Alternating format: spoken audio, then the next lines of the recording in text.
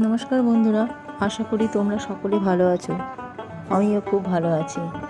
আজকে আমি তৈরি করছি, এই গরমের দিনে ডাবের দাম প্রচুর, তাই আজকে আমি এই শরবতটা করছি।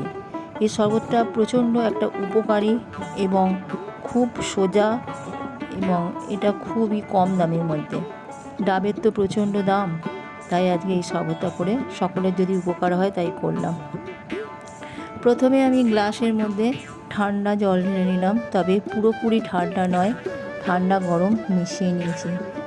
পুরোপুরি ঠান্ডা দেবেন না, ঠান্ডাটা না খাওয়াই ভালো।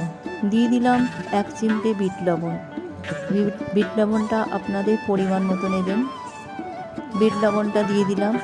এরপর দিয়ে দিলাম বাতাসা, গুড়ের বাতাসা, চিনির বাতাসা হলে হবে না। এই বাতাসাটা খেলে পরে, গুড়ের বাতাসা খেলে পরে পেট প্রচণ্ড ঠান্ডা লাগে আর লুটা লাগতে দেয় না। বাতাসাটাকে খুব টেস্টিও এই শরবতটা। ভালো করে একটু গুলিয়ে নিলাম বাতাসাটা। সাথে একটুখানি মিষ্টি দিয়েছিলাম আমি, আপনারা দিলেও দিতে পারেন, না দিলেও না দিতে পারেন। দিয়ে দিলাম 1 চিল লেবু।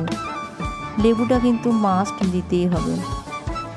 এরপর আর একবার গুলিয়ে নিলাম ভালো করে শরবতটা। এরপর দিয়ে দিলাম চাট মশলা। চাট মশলার মধ্যে অনেক রকম মশলা থাকে, যেটা আমি বাড়িতে বানিয়েছি। আমাকে যদি বলেন তাহলে আমি এই রেসিপিটা দেখিয়ে দেব। তৈরি হয়ে গেল আমার শরবত। শরবতটা খেতে খুবই টেস্টি।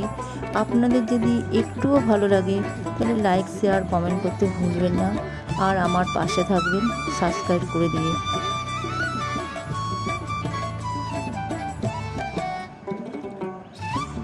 আজকের মতো তাহলে ভিডিওটা আমি কমপ্লিট করছি।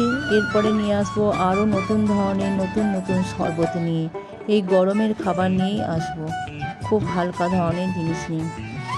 ততক্ষণ তোমরা খুব ভালো থেকো, সুস্থ থেকো, এই গরমের মধ্যে সাবধানে থেকো।